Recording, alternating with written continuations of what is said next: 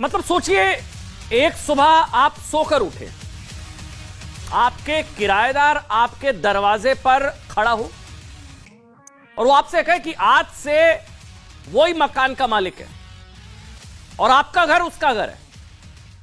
आपको घर खाली करना होगा। अगर आप घर खाली नहीं करेंगे तो आपको ही यह साबित करना होगा कि यह घर आपका है। आप उससे कहेंगे कि वो दावा किस आधार पर कर रहा है भाई, आप ही कहेंगे उसको।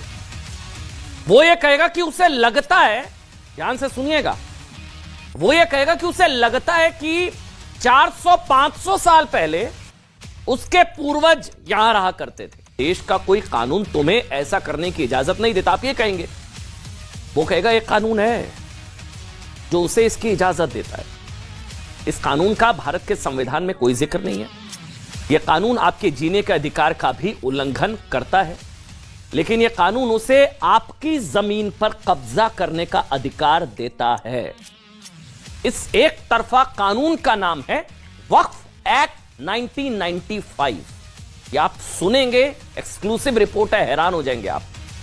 वक्फ कानून के तहत अगर वक्फ बोर्ड को किसी भी वजह से, बहुत ध्यान से सुनिएगा, अगर वक्फ बोर्ड को किसी भी वजह से लगता है कि किसी ट्रस्ट या सोसाइटी के नाम पर रजिस्टर्ड जमीन उसकी है, किसी भी वजह से उसको लगता है, तो वो उस पर अपना दावा कर सकता है, किसी भी जमीन पर और किसी की भी जमीन पर, और उसे वक्फ की वो जमीन बता सकता है। इस तरह से वक्फ बोर्ड के पास आज की तारीख में 8 लाख एकड़ से ज्यादा की जमीन हो चुकी है। 8 लाख एकड़, जिस पर सोचिए दिल्ली जैसे 2.5 और मुंबई जैसे 5 शहर बस सकते हैं। जिसकी जमीन है उस पर मालिकाना हक साबित करने की जिम्मेदारी भी उसी की होगी। और अगर उसने, सुनेंगे हैरान हो जाएंगे, पैरों तले जमीन खिसक जाएगी, अगर उसने 1 साल के अंदर यह साबित नहीं किया कि यह जमीन मेरी है और उसे कहीं पता ही नहीं लगा कि जमीन पर वक्फ बोर्ड ने अपना दावा ठोक रखा है, मतलब होता है 1 साल से ठोक रखा है दावा, पता ही नहीं लगा, और दावे को गलत साबित करने की समय सीमा 1 साल की निकल चुकी है, तो फिर वक्फ जमीन वक्फ को मिल जाएगी। अगर इसका विरोध भी करना है ना, तो आप सीधे हाई कोर्ट या सुप्रीम कोर्ट नहीं जा सकते। अब जो बताने जा रहा हूं आप हैरान हो जाएंगे। आप हाई कोर्ट सुप्रीम कोर्ट नहीं जा सकते हैं, बल्कि आपको जाना भी वक्फ बोर्ड ट्राइब्यूनल के पास होगा।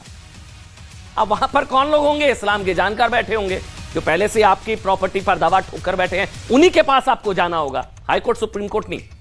और जिन्होंने कब्जा किया वो ही तय करेंगे कि जमीन आपको मिले या ना मिले।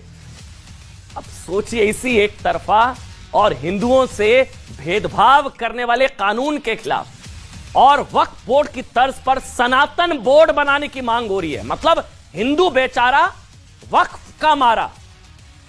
बीजेपी सांसद साध्वी प्रज्ञा सिंह ठाकुर ने मांग की है कि वक्फ बोर्ड की तर्ज पर हिंदुओं के लिए अब सनातन बोर्ड बना दिया जाए। आप अपने दिल पर हाथ रखकर अपने आप से पूछिए, होना चाहिए सनातन बोर्ड, नहीं होना चाहिए?